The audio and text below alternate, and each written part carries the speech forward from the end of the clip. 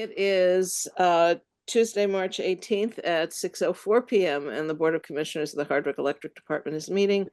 All commissioners are present, and Sarah Bryce is here and Beth Essery. So are there any modifications to the agenda?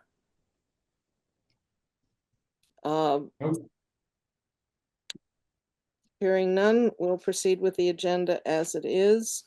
We have minutes from two meetings. The first is the meeting on the 18th of February. Is there a motion to approve? I move to approve the minutes. Second. Okay, any discussion? All in favor? Minutes are approved. And then we have minutes from the meeting of February 27th that was continued to March 4th. Is there a motion? Motion to approve. Second. Okay, any discussion? All in favor? Aye. The minutes are approved.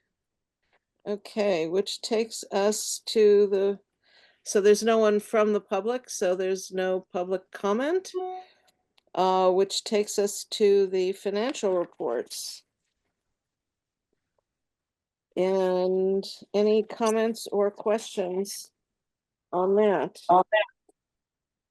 Could I ask Beth to just, or Sarah, to just highlight for us anything that came up in the month that we should be aware of? Anything that was a surprise or unusual?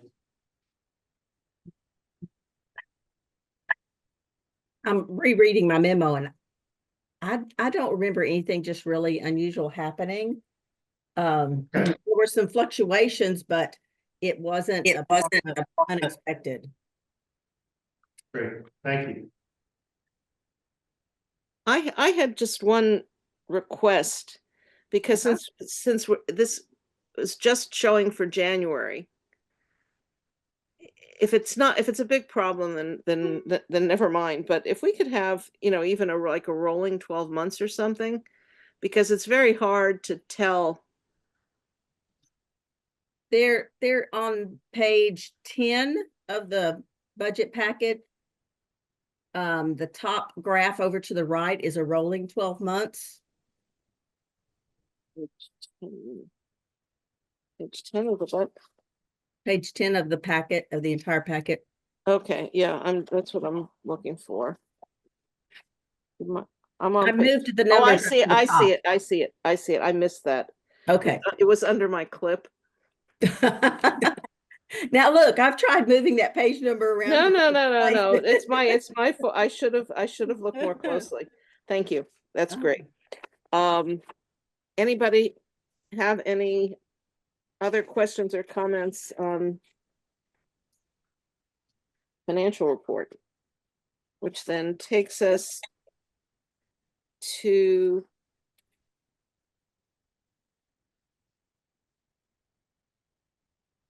I'm just flipping through a lot of stuff here, which takes us to the on the FEMA Wolcott Hydro report.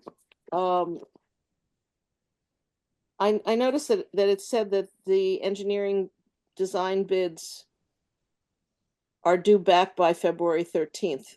Were they received? I apologize. That was March 13th. That's my mistake.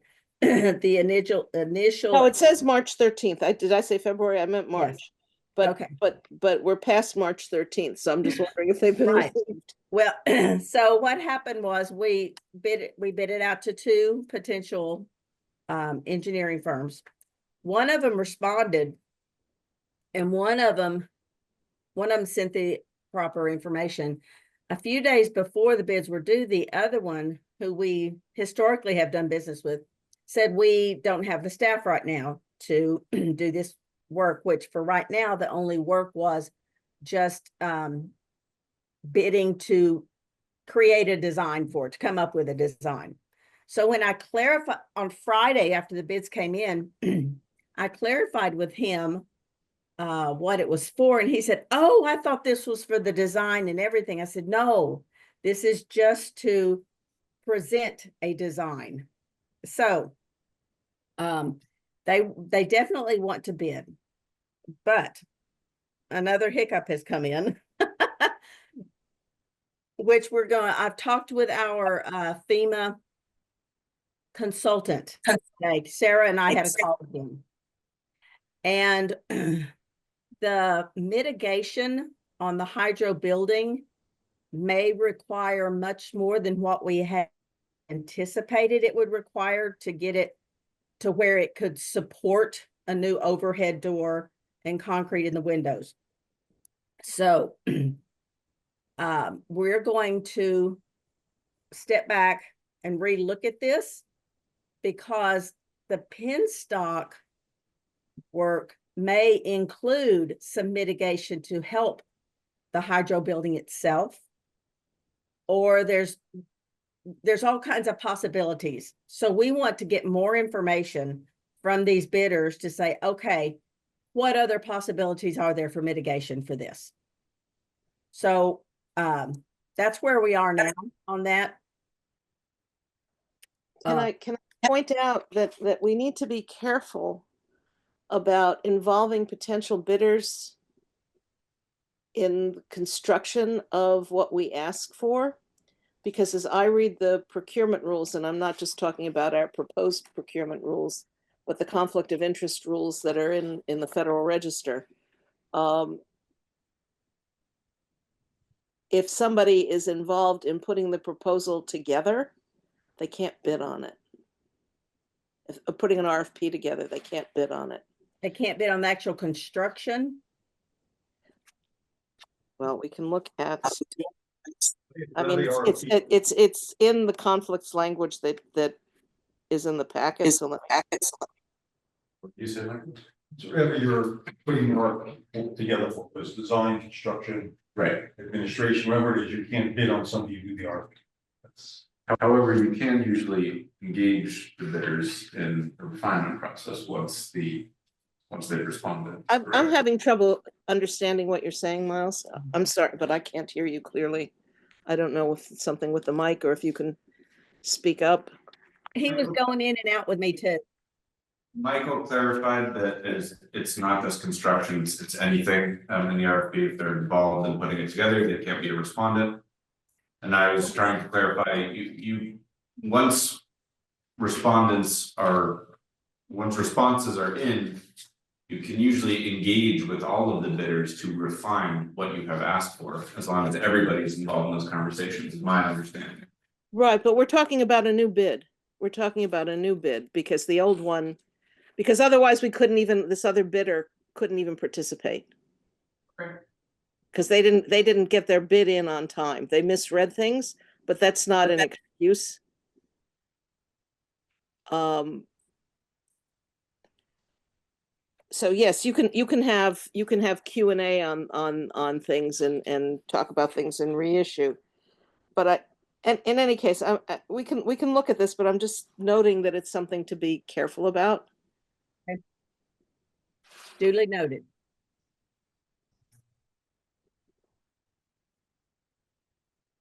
What I couldn't understand, Miles, who did you say told you whatever you said? So that's my Phil. Michael Emersino. Ah, okay. I couldn't make it out. Okay. So this could be completely addressed in what we're already talking about, but I know the potential mitigation to the building. I think that came from the former GM, and I think those might have been his ideas on the best way to do it. So I think any and all creative mitigation strategies that could be considered seem like a great idea, now that they're also being forced to reconsider. Yeah, and to be clear, I mean, this kind of hiccup that Beth is talking about, it came up because we finally got in touch with the watershed division manager, which is actually, you know, the Will Valley, not necessarily our side of, you know, Northeast Kingdom. And she was asking the structural engineer who did the initial analysis of the building, you know, who was supposed to do it, to better outline and relay whatever his findings were and what he was looking at or proposing for mitigation strategies. And of course, you know, he responded back kind of internally, she wants to have a meeting and blah, blah. Well, I think that this is a lot more involved than we originally anticipated because of the slab and other elements within the building. And so we're trying to take that and say, okay, well, how does this relate to, you know, that part of it and penstocks? And so I think we do have to go back a little bit and just take a full assessment once we have more information. And I still think we need to involve and have that conversation with the watershed district manager, division manager, because that was a roadblock for longer than we had hoped. And the consultant today, the FEMA consultant, made it clear that you know, there may be some concern about how long it is taking to move these steps forward from 23 to 24, and of course they understand that, you know, it was 2 years in a row that we had severe damage, and so we're just trying to work through that and have a call with the FEMA reps tomorrow, bi-weekly regular scheduled call. So I think we'll try to raise this, get the meeting with the watershed division or district manager, and then move forward and try to figure out what the next appropriate steps are going to be. I got some of that. It sounds like you are all in a tunnel. I don't know if it's always like this, Beth, because you're on Zoom more often than this is the first time I've been on Zoom in a long time. But as an aside, I think we need to look into I can hear most of it. Of the Every once in microphones. a while it kind of bleeps out, but I hear most of it. Okay. The other question that I had was on the hydro funding report, which is page 39 of the Yes. packet. Mhm. And I just wondered, is the 482,000 everything that we've applied for at this point? No, those are monies that we actually received prior to this fiscal year starting in January. We've received additional funds in January, and we still have more to apply for as we go through the process. But have we gotten everything that we've applied for? So far, yes, but we have not applied for everything because everything is not done. But we have gotten everything we've applied for so far. And we've applied for everything that's done. Yes. Okay. And the $1 million in the last column, that's the potential hole if FEMA funding just gets cut off. Yes.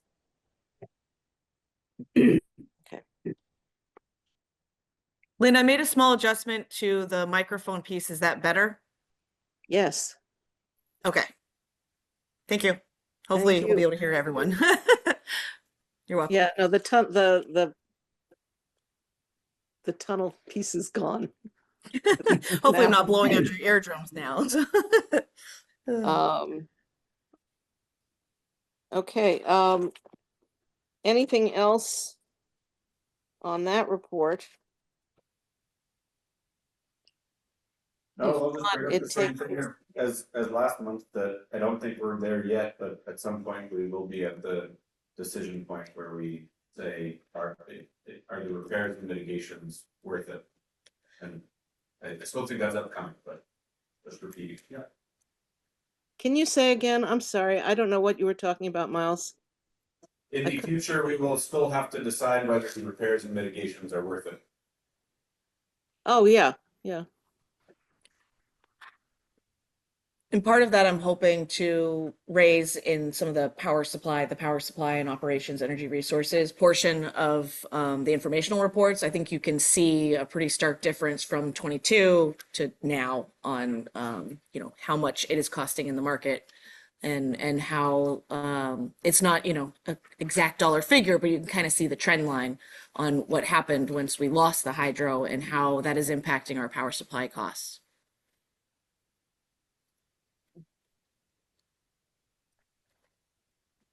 Moving on, does anybody have anything on the Vermont Bond Bank report?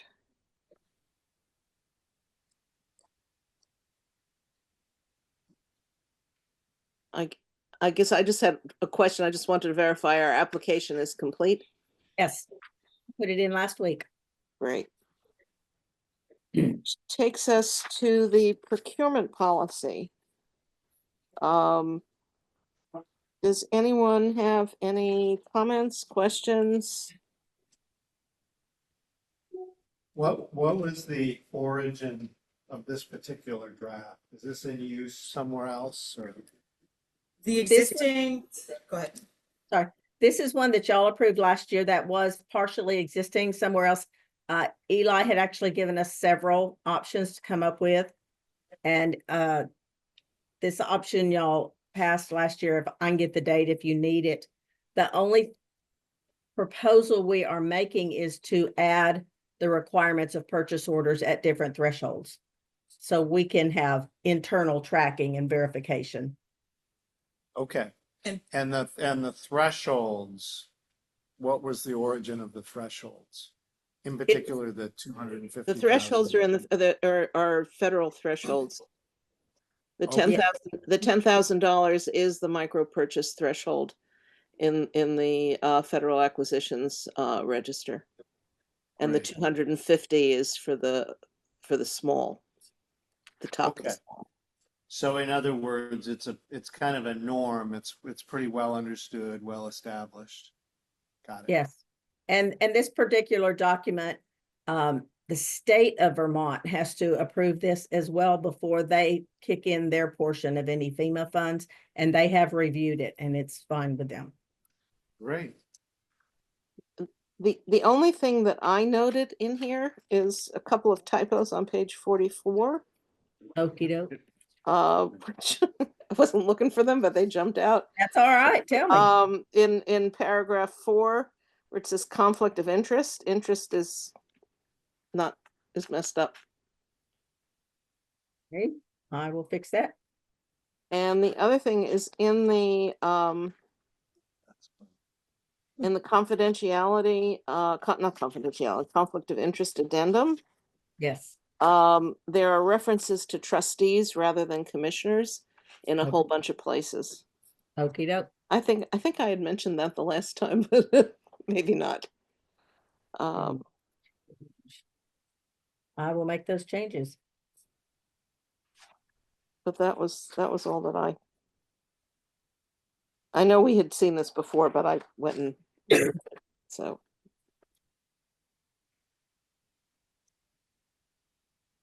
Which I think, if no one has anything else, takes us to, We need, do we not need a motion? oh, we need motion, I'm sorry, yes, we need a motion to adopt the procurement policy.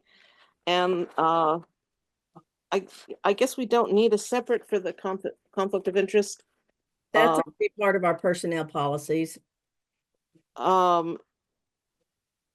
Yeah, so we just need it for procurement policy. I move to approve the procurement policy. Is there a second? Any further discussion? All in favor? Aye. The policy is approved. Thank you. Thank you. Okay, now we're at the budget. So Yay. I gave you the whole kit and caboodle so that we wouldn't have just piecemeal in case we get through it tonight. So the main things, and Sarah may have to help with the explanation on this. We went to VEPSA and we said, okay, this is our projected sales. What's going to be our modified purchase power? It did go down some, not as much as I think we may have hoped, but it did go down some. And those are the numbers that are in there now. It went from, for purchase power, it went from what was originally 4.7 million down to 4.688. And to be honest, I was in on the phone call, but Sarah can probably explain better how the two are sometimes tied together, and I'm gonna let her explain. She can do it better than I can.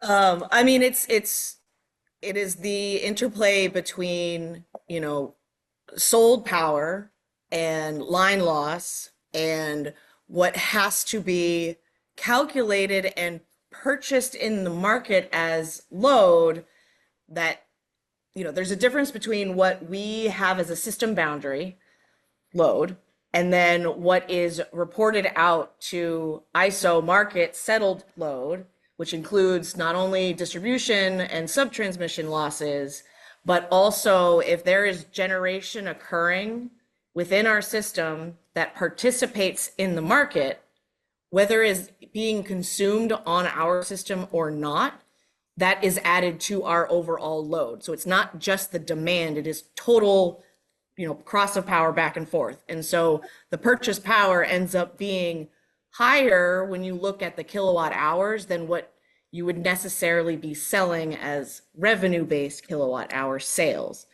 So the calculation for power supply is the total load including losses, which also includes some generation. It's not just demand as load. And so that means that it's not as much of a reduction as you would think.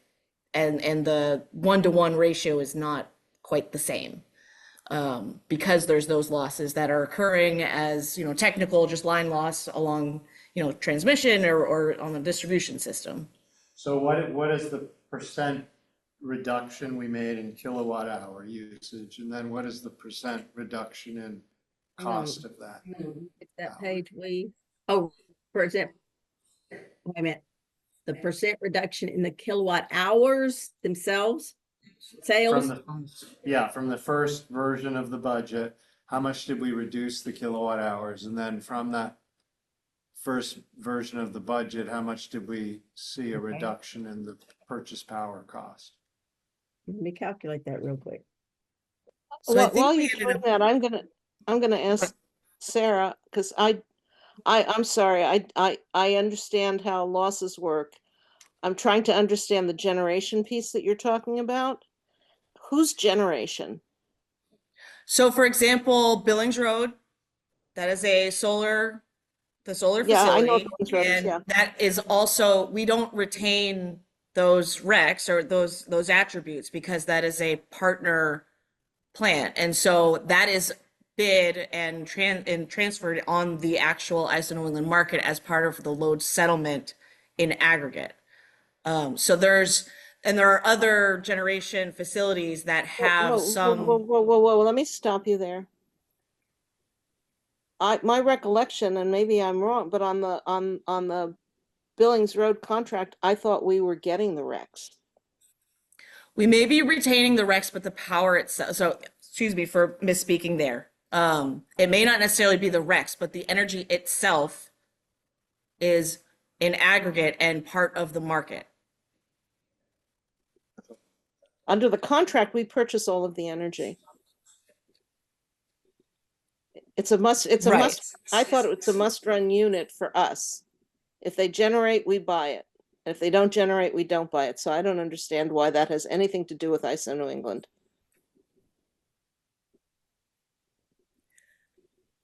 So there are not just those facilities. I mean, we have several interconnected distributed generation facilities, obviously, within our system. And because ISO New England does not differentiate between offset load or generation and just load in general, it becomes a total load read. It's not just the system boundary. I mean, it may be best to pull up the graphs that I put together on the Power Energy Resources report to kind of show you where the differences are. And because we don't have the behind the meter generation of our hydro facility, it's becoming a lot more apparent, those differences. Well, doesn't our hydro get treated the same way as Billings Road does? If Billings Road is going into the market, isn't the hydro going into the market? Why would they be treated differently? I don't think that our hydro has the same rec classifications, and I don't want to Why, misspeak do or rec, I don't understand why rec classifications have anything to do with it. We're talking about energy. because in order to have there are different pieces to it, obviously, and I don't want to misspeak on it, but this was the understanding and the interpretation that I got when we were talking with Heather and at FEPSA and trying to figure out exactly how that calculation and those kilowatt hours shift and adjust based on the difference between what we would see as revenue hour, kilowatt hour sales, and then what is being settled in the ISO New England load settlement in our every month CDA power supply. So, And so, I mean, those details are in the full report, which I can, we can pull that up. But there is a difference. And that's what I think intuitively, it doesn't make a whole lot of sense. But at the same time, when you look at the load settlement, that's where you're seeing the differences. there was Beth, you were doing a calculation. Yes. What? So, KWH sales quantity between what they first projected and what we took it down to was a 3% drop. Purchase power, the amount they took it down, 32,745, is a 0.02%. So, thank you. That's what I wanted to hear. So so I understand that the process of once there's a number of kilowatt hours we're going to use, the process of translating that into a dollar cost is enormously complicated. That I register. What I don't register, I don't understand, is why when you reduce by 3% your kilowatt hours used, why there would be an almost no change in the cost. That, and granted, I'm approaching it with common sense, and that might be dangerous, but I don't trust anything. Yeah, this is not, I It's think, so far away from commonsensical as that. So I think part of it, go ahead. Sorry. I was gonna say, maybe if you, Sarah, you say that it's explained in these graphs that you included, which I had a lot of trouble understanding what they were saying. So if we could look at those, maybe that would help, Yep. but this is not making any sense to me. And I just do not understand why, if we're purchasing, if we need less power from the grid, why we're buying the same amount of power. Part of it is that I think our coverage ratio, what we have contracted, is quite low. The general rule of thumb and policy through VEPSA in our power supply contracts is generally to have 95 to 100% coverage ratio in our, known short and long-term contracts. That's Hardwick's- what we've been trying to do. Yeah. Right. Hardwick's right now is at, I think for January it was 73% until they do the monthly bidding. And so you're kind of at the behest of the market costs and more real-time costs, especially if we are only hedging to 85 or 85%. And I distinctly recall that there was a couple years ago an effort to better manage those power supply costs by the longer, what's in the budget, by reducing the coverage ratio and playing the market to some degree. And so it has been. Hold on, I know this is tough for you. I missed a couple of meetings. But I can't hear you, Roger. Can you speak up, please? Maybe there's something wrong with the microphone.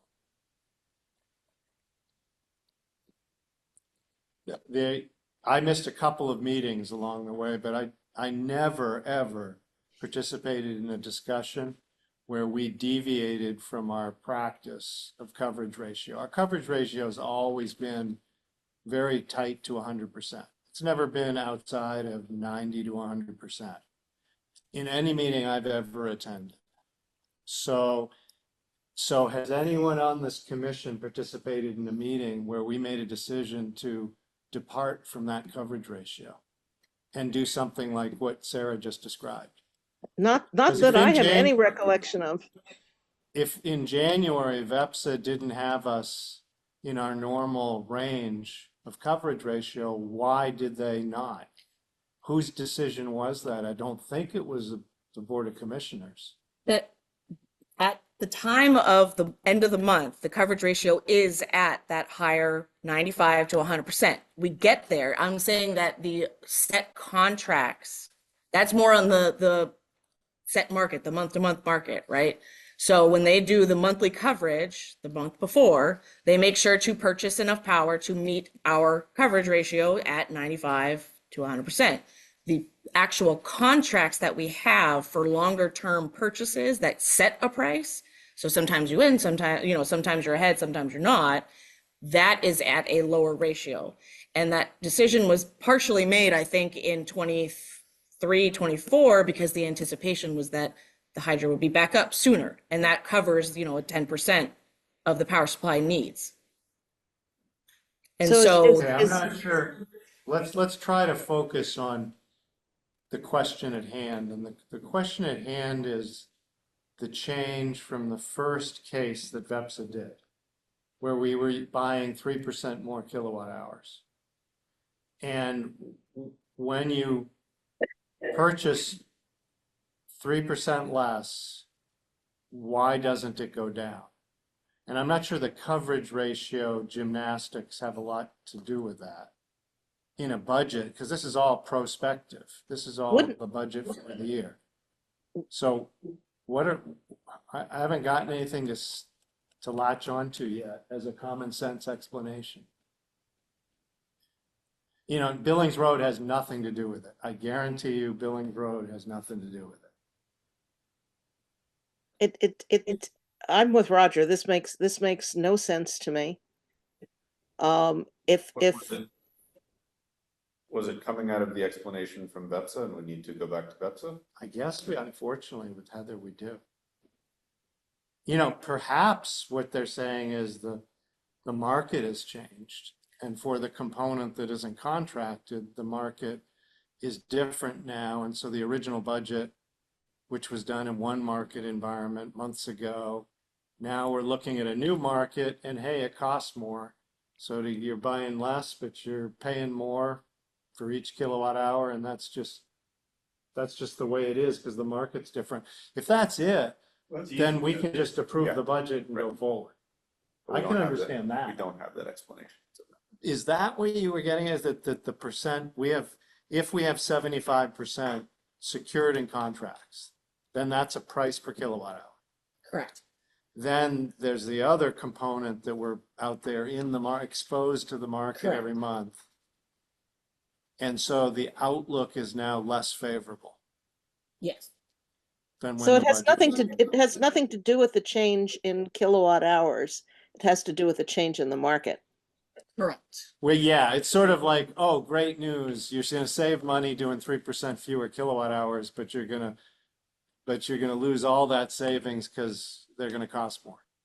All your kilowatt hour, Where Or does this- put differently, had we approved the budget on We the would have higher been wrong. kilowatt hours, we would have understated what the purchase power cost was based on today's perception of the market.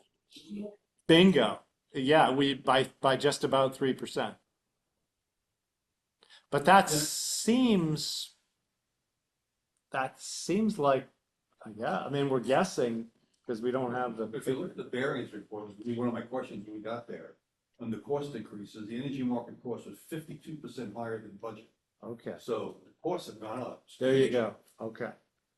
And the combined informational reports packet on page 10, it shows the power bill summary. And the budget coverage ratio was 71%. The coverage ratio for the month of January and the coverage ratio when we settled for the month of January was 97%. So they made that gap on the market and during, more timely and market-borne costs. Yeah. And so that's what drives a lot of the change and the dollars to increase. Where, And where are you looking? Where are you seeing this data? What page are we on? This was the addendum report that I sent out yesterday in the informational reports. And this is under the energy resources and power supply, basically power operations and energy resources report. Sorry, the injuries. What page of the packet is, The addendum, it's page 10 of the PDF. all of that was in the packet, so it's not page 10. The big I think packet, you're referring to the separate packet, aren't you? Sarah? correct, yes. What Let you me, sent let me us- go back to the one you have in front of you, and that would be page, let's see.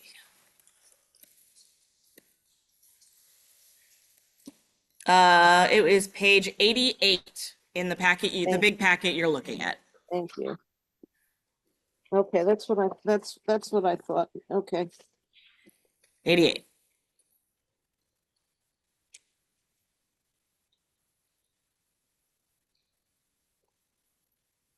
So the 71%, when it says budget, that was one of my questions. What budget are we talking about there? The budget that The power supply budget that they've operated from at this point, because, and we've requested to them to revise this budget, so that these ratios, once we have everything in order, and Beth and I are working with Heather to do that. But according to what they had budgeted to purchase for us at the beginning of the year, Mhm. it was a 71% coverage ratio. Before the month begins, they, work with brokers, work on the market, and make sure that we come up to Right. that 97%. Yep. Okay.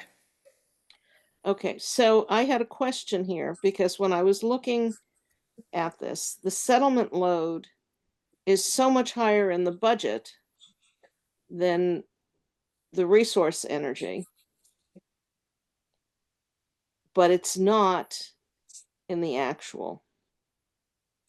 So what is that why does that change so much? In other words, in the budget part, we had resource energy of 2.8 million kilowatt hours. And the settlement load was 3.9. It was a million kilowatt hours more. But in the actual, the numbers were almost identical. So I believe that that is part of us not having more direct kind of input, because our loads tend to historically trend very high in December and January.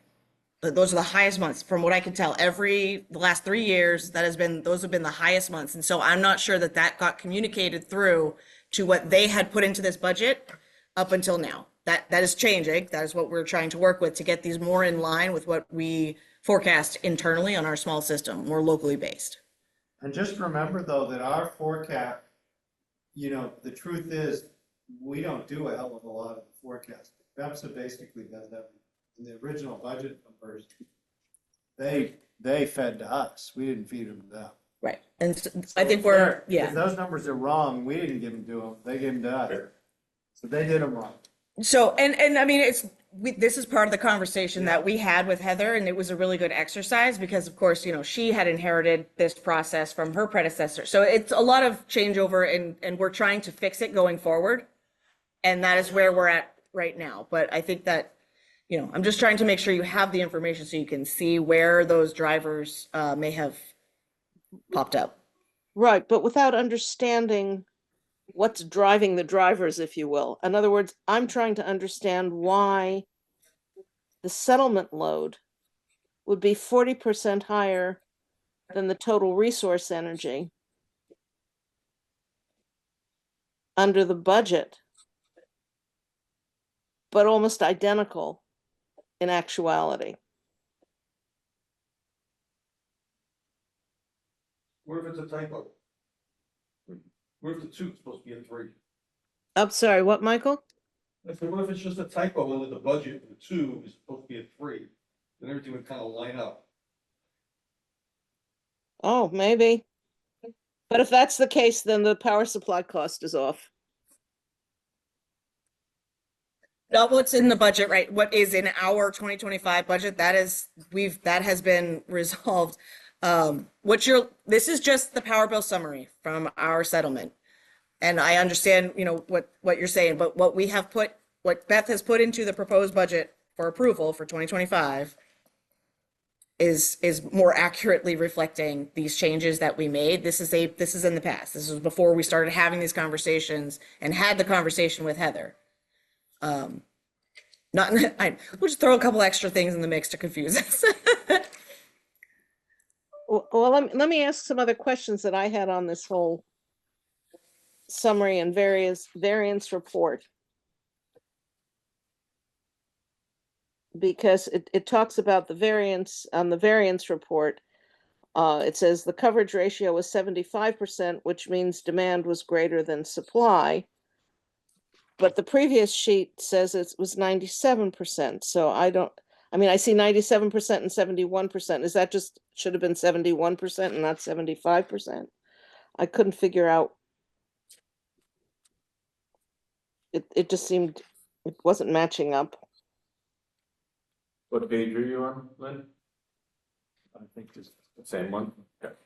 The next page, yeah. Sorry.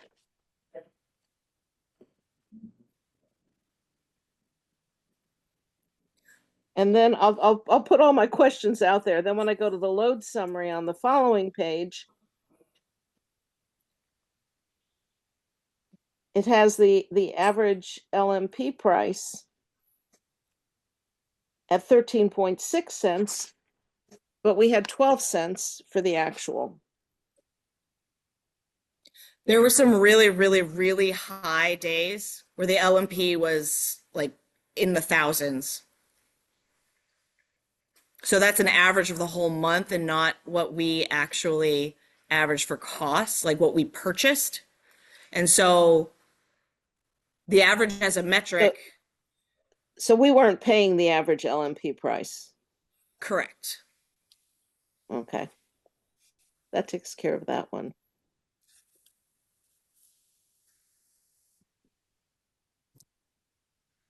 Where I am on this, Lynn, is I feel like I feel like I'm inclined to approve the budget because of where we are. But I feel like we should, as a Board of Commissioners, have Heather and whoever else from VEPSA come in and really talk us through so we really understand. I And so think we that's a great understand, idea. like, yeah, is there a risk right now? Is power really market power up? Is this just because it was a peak month and colder than usual and demand? Just what's going on? Because, and while she's here, have her take us through why from the first budget package with 3% additional kilowatt hours, it didn't come down to 3%. But that's not the main reason for having her. I think that's a helpful thing just to understand because it'll make us smarter. But we really need to understand Right. the whole question of coverage ratio and Well, and one of the things that I asked Heather before, we come back to this in the fall, right? When the temperatures are going to get colder and generation from, solar or whatever is not going to be as high. I specifically asked her to take a look and start to have feelers out for some shorter term contracts to improve our coverage ratio that aren't going to be super long. I'm not talking like 3-5 years, but to get some options out there so that we have, an 18-month or 20 months, something like that, so that we can get through knowing whether the hydro is going to be back up and when, right? Yeah. To offset that. So yeah, and just bear in mind, I mean, the place to start with that is I don't think we as the Board of Commissioners ever participated in a dialogue to go to a lower coverage. So if VEPS has done that unilaterally, we need a whole lot of discussion to understand. I don't think it was a unilateral on their part. I think they were given direction to adjust that From who? from, I think, my predecessor, but I'm not certain.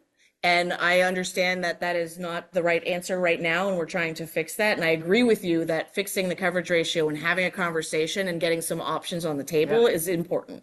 Yeah, It no, would be- I don't like the market risk. I really don't. It would be really helpful to know exactly where what our contracts are, what the Yep. tenor of them is, what the prices of them are, because there was a time when we had seen that data. And certainly the And last time that I recall seeing it, we were, as Roger said, we were at a much higher coverage ratio than 71%. And I understand that losing Woolkit, pulls that down if we don't do anything to enter into any contracts to cover. Um, I agree with Roger. I think it would be very helpful to have Heather here. And I'm okay with going forward with the budget, because to the extent that we're probably off stating it, assuming that the market doesn't get even worse. We're off on the high side on the expense, and that's a conservative thing to do. So, And it's gonna be. so I'm okay with that. But I would like to better understand how, because this wasn't making a whole lot of sense to me when I read this. My own understanding, Sarah, you're saying You'll have to speak. to confirm my own understanding, Sarah, you're saying that the 75% of power that we are purchasing under long-term contracts, 25% short-term market was at the directive of your predecessor, and that is a practice that we now need to re-examine as a board. Am I tracking this conversation correctly? I'd be careful making this. That was just. That was It's She does not know.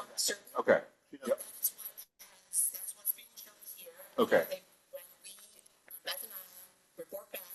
Sarah, Yep. can't hear you. When Heather and I report back, when Beth and I report back to have a conversation about our revised power supply budget, Yep. then that the goal is to Ensure with fine tooth comb that these monthly coverages are going to be better and at a better ratio than, so that we are more comfortable. But the Well, no, the immediate next step is that. Right. What's happening? Somehow this has gotten away in a crazy way. You folks should know that Beth and I have no idea what you're saying. It's just going in and out. So I don't know if you can hear us, but we can't hear you. Be perfectly bet. This is not the typical Zoom experience. Something's different. I haven't been agree. on Zoom. I usually don't have this issue. Okay, Yeah, I've done Zoom. It's never- yep, Sarah, I mean, I've got it set, but maybe I'll have a different setting. Microphone is echo. So I'm wondering if there's something with the connection, because even without you changing any settings, sometimes we hear you great and other times it's not there at all. It just kind of comes and goes. The other thing I was thinking is because this is the first time I've been on Zoom in a very, very long time, so I don't have a frame of reference. But my recollection is that when the select board meets in this room, they have microphones by each person. Am I misremembering that, or is that what people recall? I have this vision of these little bendy things. Yeah, we have a couple. I don't think everybody has them, but I think there's a few on each table. you're right, Nancy. George, I was thinking about, I think there was a time a few years ago when we were trying to decide where to sign contracts because we had lost, whether it was nuclear or some hydro from Quebec. And we had to make a decision and we decided, well, let's just buy some and play the market a little bit because no one could tell where the market was going. To me, that was a point when we had our contracts at a lower level than 90%. I think we were going to buy at the spot market based on how we thought things were going, because we didn't know. That's the only thing I can recollect about being less than that number. But to that extent, I don't remember. I just remember having that kind of I discussion. think we were still in the 90s. You think? Okay. Okay, I'm gonna try and switch to my mobile network hotspot, a different phone, so just give me 1 second in case we drop out. Okay, well, let's Sarah, is it the microphone on the? I the think we're black? still on the budget. I Yes. originally had on that, changed it, and then I've just changed it back, so Right. hopefully this helps, but here we are. So Is there I want, any, I'm sorry, if I wanted to bring one other thing to your attention on the budget. The budgeted rate increase has been moved to June because of the timeline given to us by VEPSA of when they can have the proposal ready and submitted, and those numbers are reflected in this budget. so this is what, a 7-month now rate increase? Rather, Starting in June, start billing it in June. So June, July, August, September, October, November, December, so that's 7 months. Time sensitive. yeah, oh yeah, Rather than 9, which is what we had before. right. So is that because, did we at Hardwick Electric Department cause that delay, or did VEPSA drop the ball and cause the delay?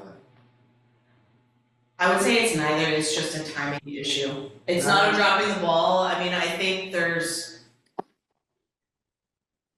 a lot being thrown at everyone, and I think capacity is an issue, staff capacity almost, I mean, I think Beth has tried very hard, I have tried very hard to push that forward, and we're doing the best we can while they're also focusing on the IRP, which is another deadline. I know that it is, we are one of 11 members, and I'm not making excuses for VEPSA. I think that we are trying to do the best we can and push forward as fast as we can, and we also understand the impact that has for us. I asked about the outsourcing to another firm, utility finance, that we have used in the past, or that they have used in the past. But the amount of time to get them up to speed would likely create even more delays, and so. Well, the rate increase is just being done by Steve Farman, right? There's more folks on that team now, but Steve and Amanda and a few other folks that have joined their staff. There's 2 new people in the last 6-7 months because they're trying to build out that capacity. Of course, you'll understand onboarding and getting new folks in just also takes some time. Well, it's a failure, it's unacceptable, VEPSA's dropped the ball.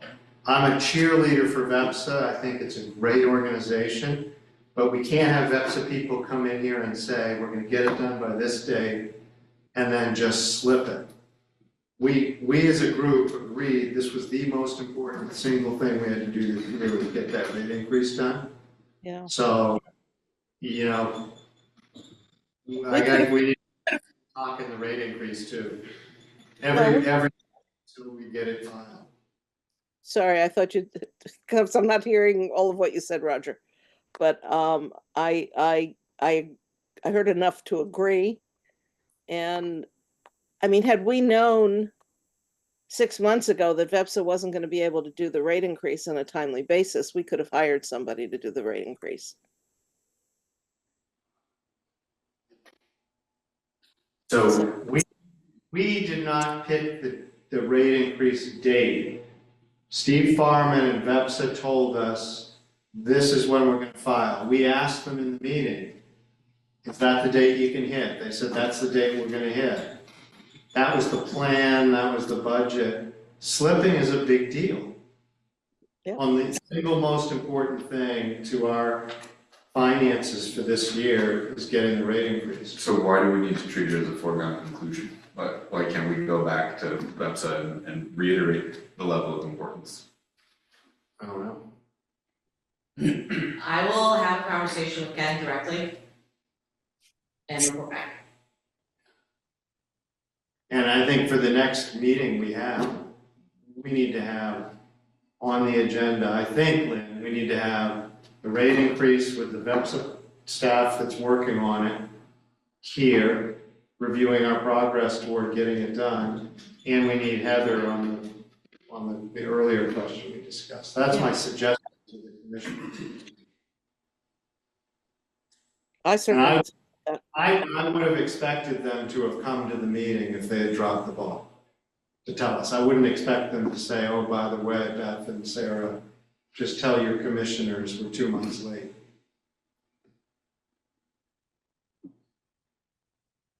Trust me, neither of us were happy, did not receive that news quite well either, but, yeah, we'll report back. Okay, does anyone have other questions or comments on the budget? I just had one on the capital budget. And I wondered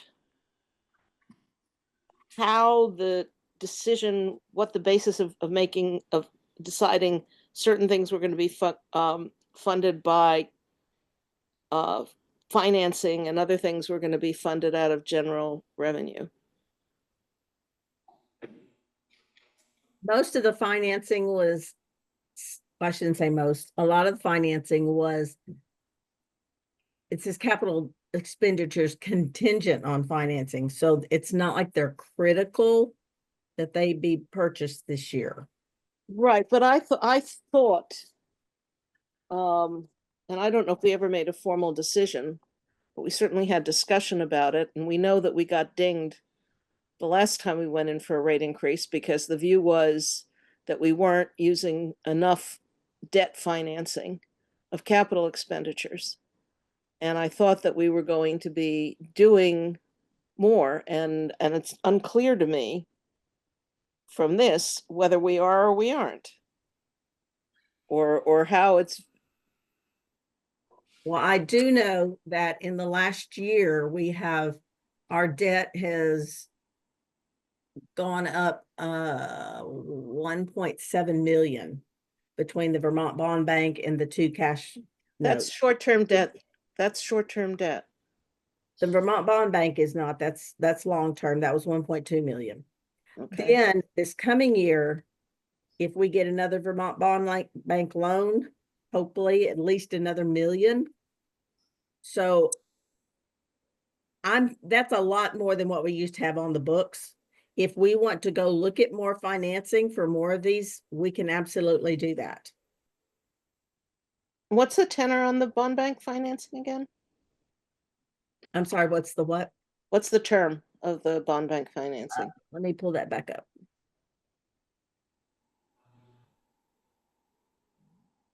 It's way back up here. I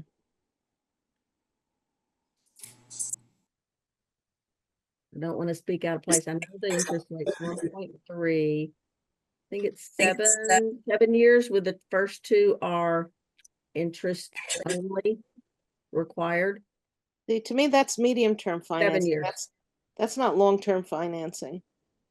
Well, I can see that, but Yeah. from an accounting standpoint, short term is anything under a year, long term is anything over than that. So I don't know what the PUC recognizes as what they consider long term.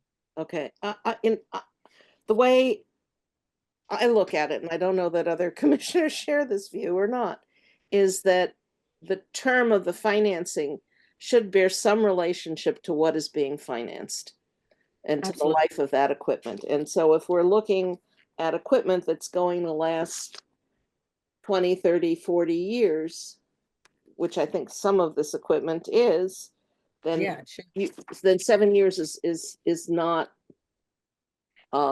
long-term financing.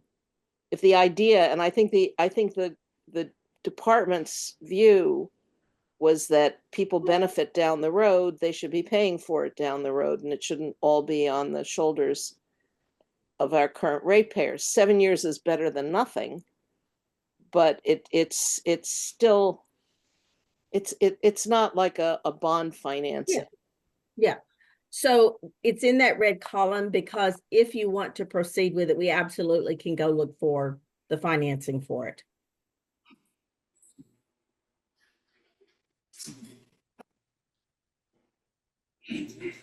And the other items, the items in the last column were going to be financed just out of revenue. In the column to the left of the red column to the left, that's financed out of known income. Column on the right is total. If we took what we plan to finance out of known income plus additional borrowing, that's our dream budget. I was looking at the yellow. That's a combination of the other two columns, just to say overall, if we did everything, this is what the budget would be. Okay, so it's the The base budget, I see, okay.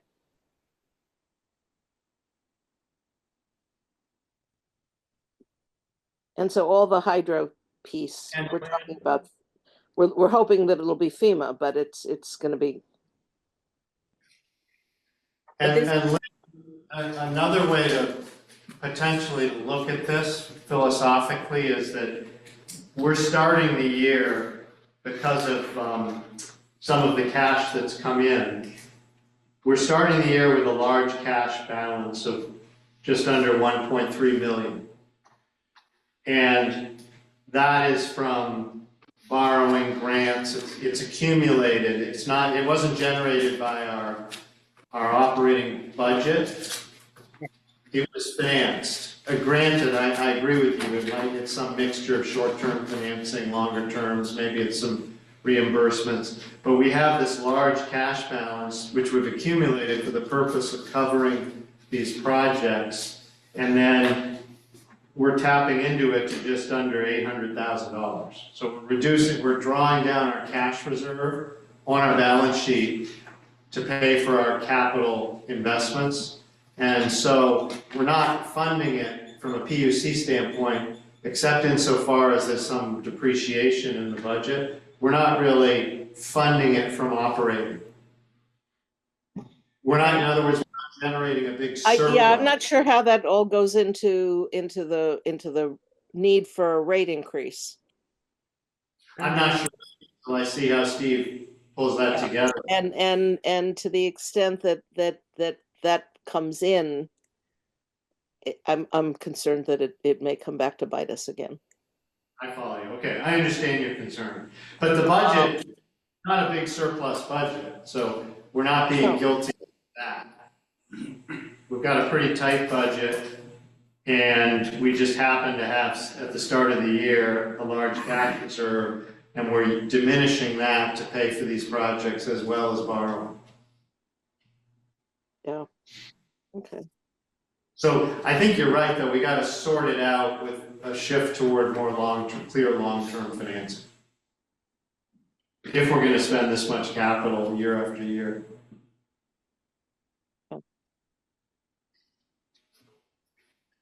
Okay, is there a motion on the budget?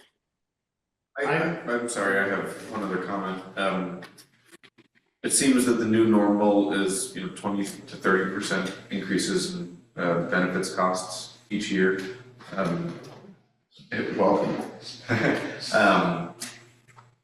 I believe Scott had said it is not something that VIPSA is looking into to pool resources across members, but whether it is with the town or other members, or any way that we can increase our buying power, it seems like something that we may want to look into for long-term planning. I'm not sure that we can make the change for this year. No, long-term. Yeah. The major driver in this is health insurance, isn't it? It's a biggie. Yeah, I'm not sure that joining with the town is going to make us a big enough. Hire old-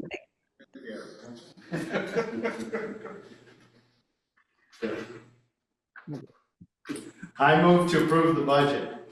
I second. Any further discussion? All those in favor? Aye. Budget passes.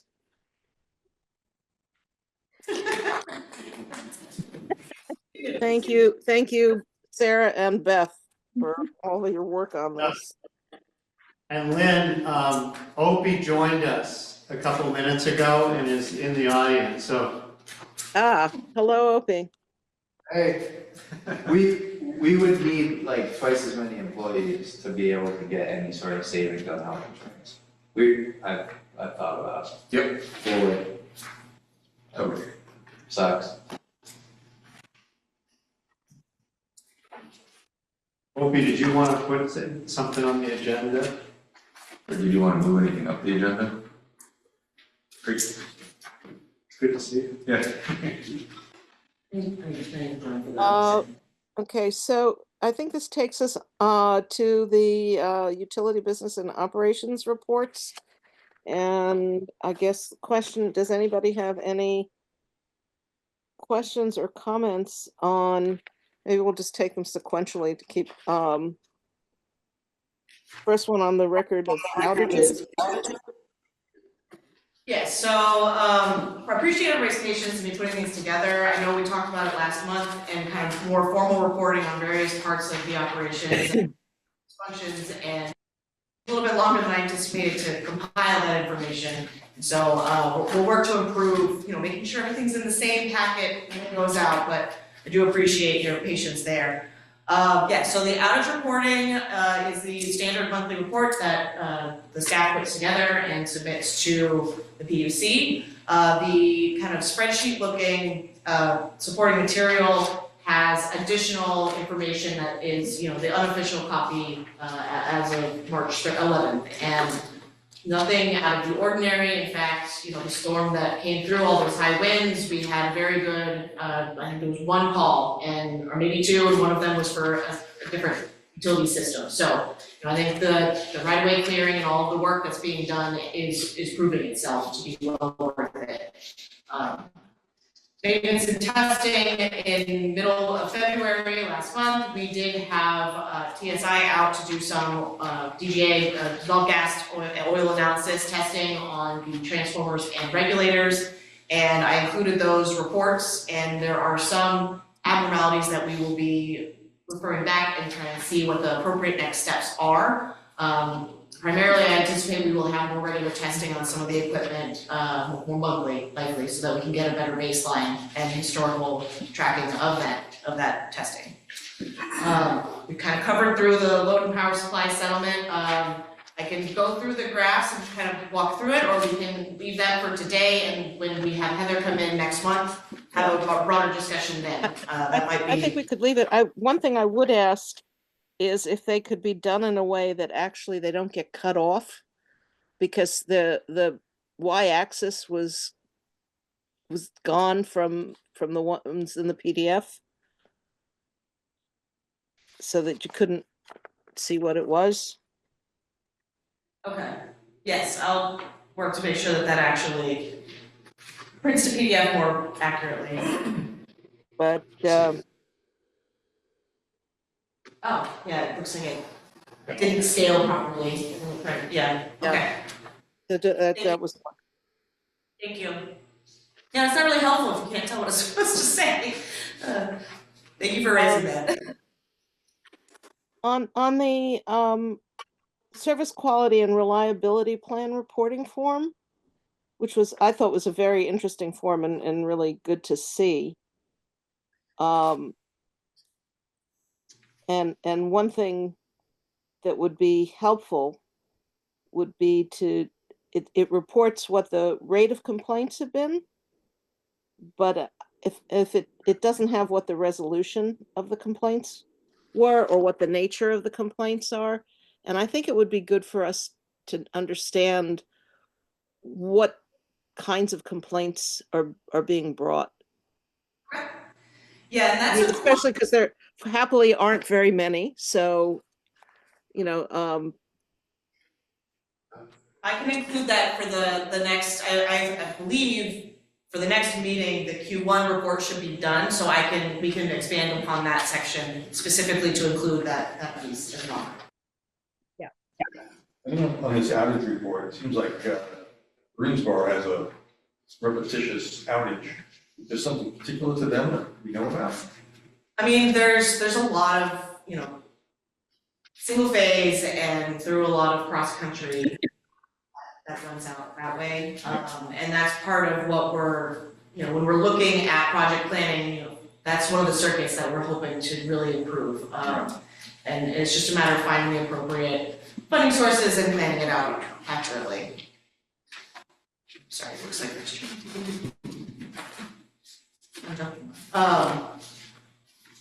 yeah, and that's part of why I wanted to report on this stuff, so that we can see those trends more and review it and kind of take note of where additional resources need to be. It's also very similar to go in that direction. Greensboro, that's very only averages.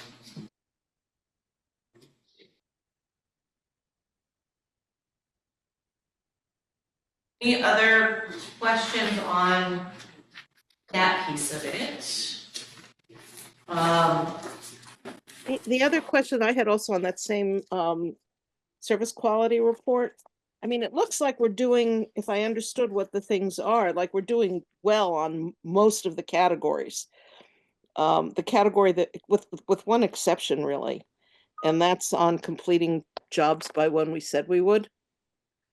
And again, a little bit of color on that, a little bit of background would be helpful to understand what the problems are there so that maybe they can be addressed. So, this report itself doesn't allow any variation in those numbers. But what I can say is we are not, to my knowledge, I'm not aware of any jobs that have been delayed because of us.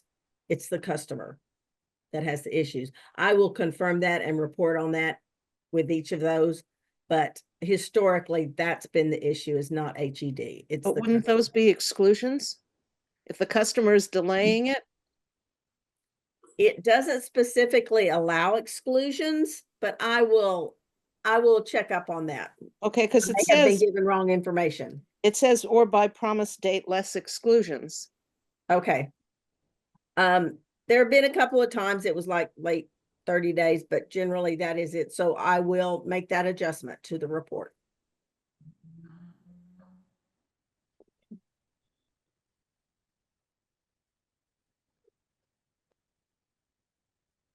Did anybody have anything?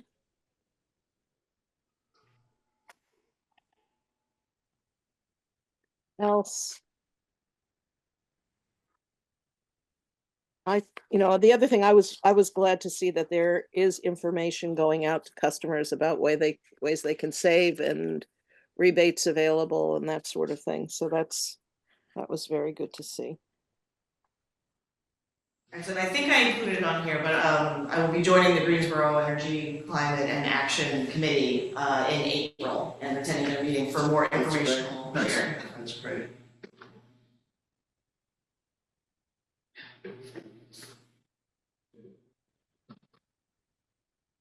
So you had one actual disconnect. Yes. We only had a lot of people who got notices, but what happens to us is 30 payment plans at the, Correct. the ones who don't have 30, the ones who don't have a payment plan, what happens to those people? They generally come up with a payment. Oh, they do. Yeah. I mean, it can vary. Go ahead. And another reason why there's so few disconnects in January and February is because according to PUC rules, we cannot disconnect within a certain temperature. And most time the temperatures are within that range in January and February, so we're not allowed to disconnect.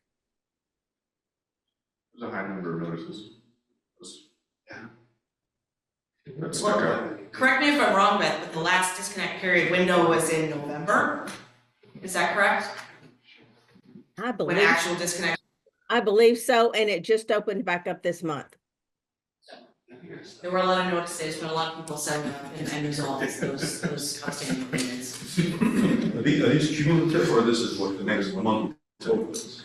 Are Do you I go from looking January to February, do I add them, or is it reduced?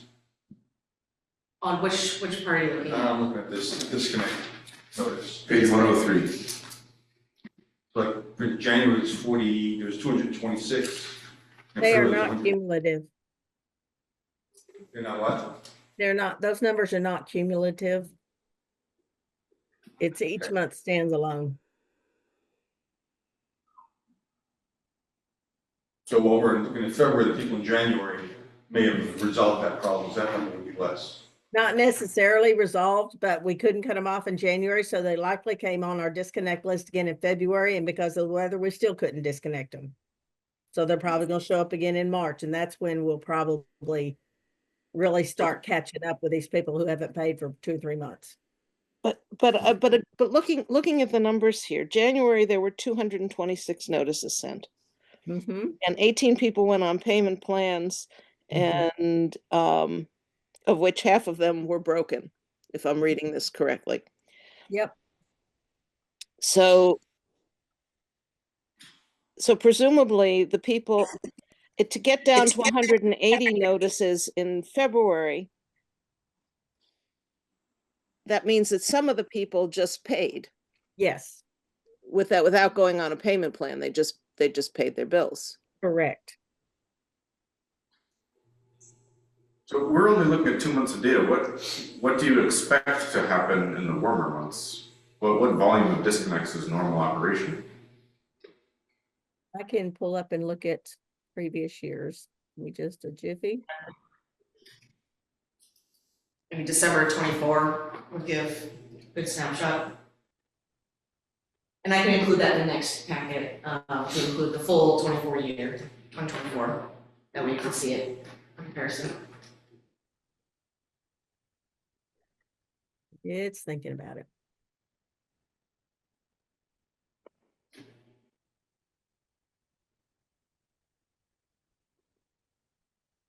And Opie, does this feel commensurate with water sewer? Okay.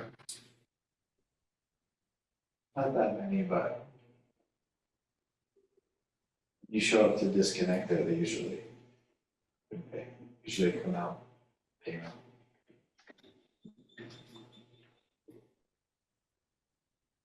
There it is.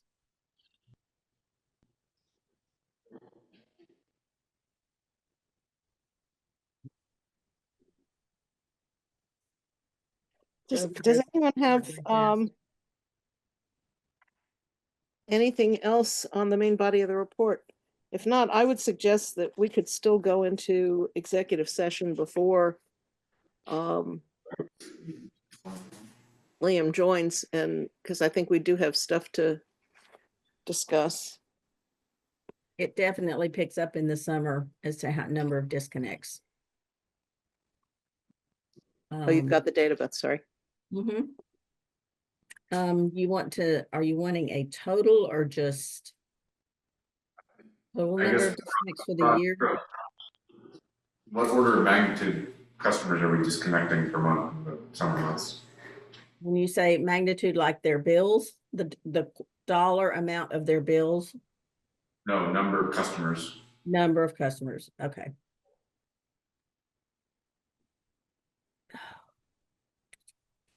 Okay.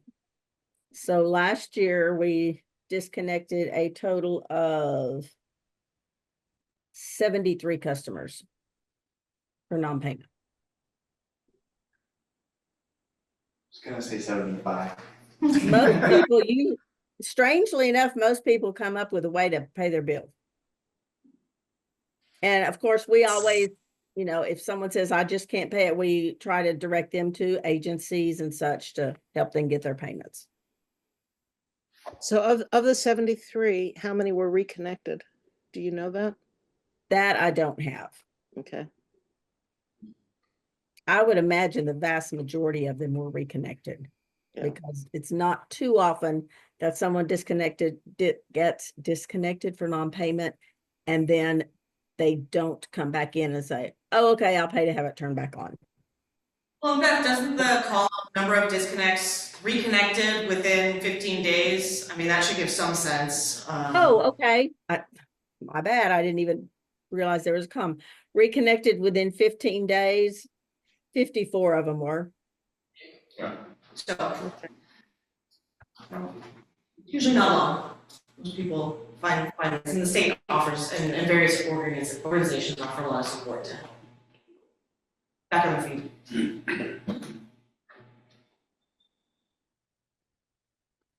Okay.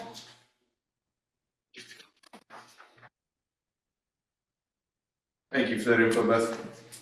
Yep.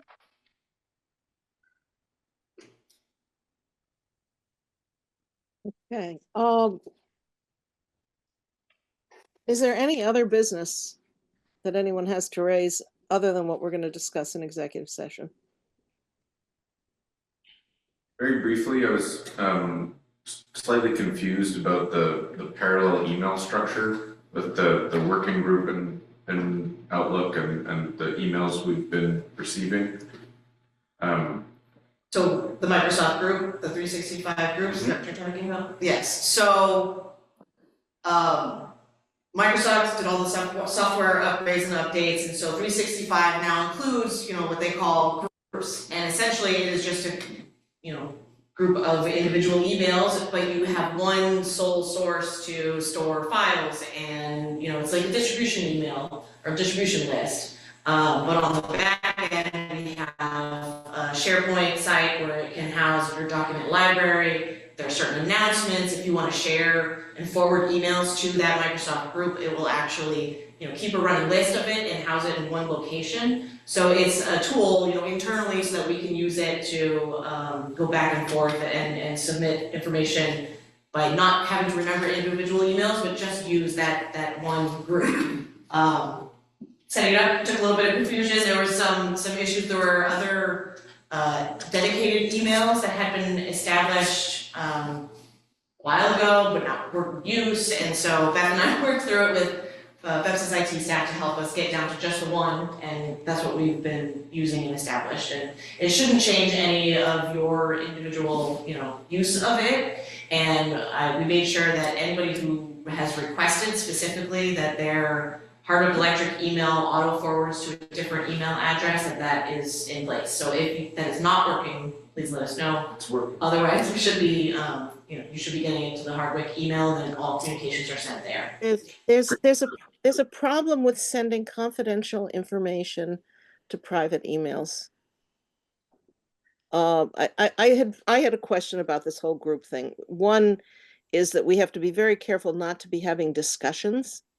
And I'm concerned that having a group and having people putting information in, and there's a bit of a slippery slope to that.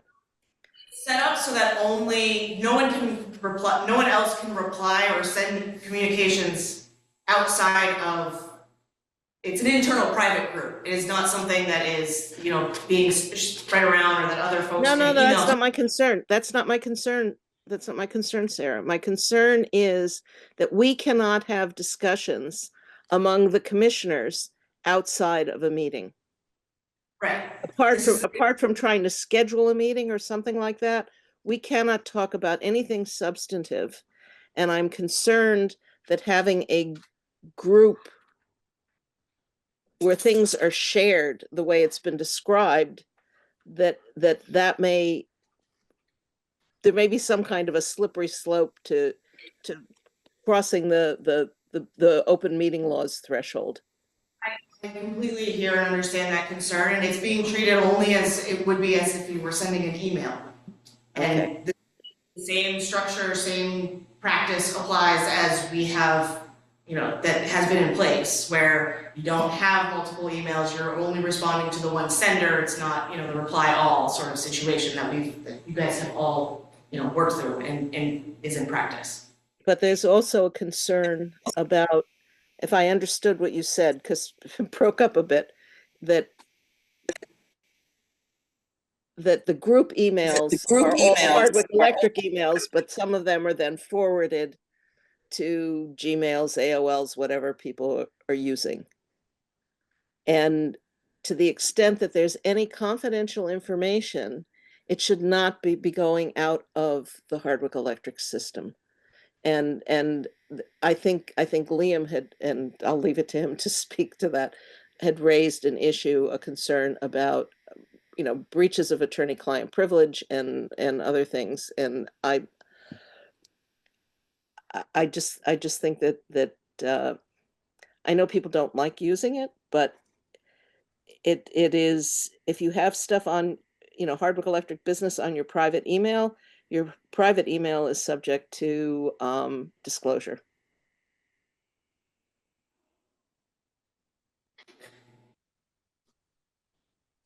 So Sarah, is the current directive for us to check the group as well as our emails, or? Anything sent to that group is being sent directly to your inbox. Fantastic, thank you.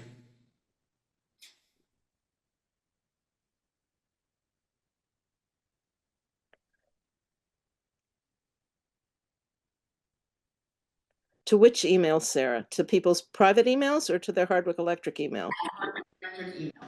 I couldn't hear what you said, sorry. They're at Hardwick Electric email. Okay.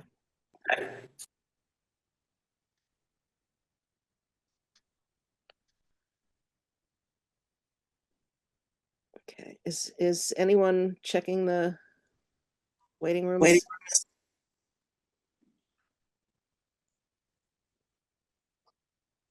It was at the end of 7:30, so we're almost there, but Yeah, you're right on schedule, incredible. Well, we can go into executive session and then Liam can join us. Not pay attention to those timestamps.